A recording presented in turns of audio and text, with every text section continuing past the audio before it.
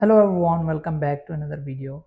In this video, I'm going to show you how to fix if your TikTok app is crashing on iPhone iOS 16. So if you have recently updated your iPhone to the latest version, or the TikTok app is crashing randomly, then I'm going to show you how you can fix this problem on your iPhone. So let's get start the video without wasting any time. So before we start the video, hit the like button and subscribe to the channel for more upcoming videos.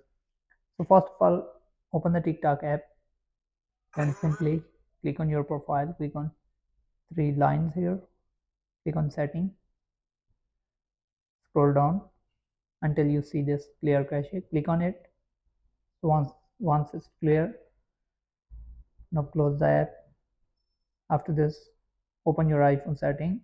So if you have still problem with the TikTok app after clearing the cache and it's not fixed, then click on setting, click on general, then click on iPhone story right here,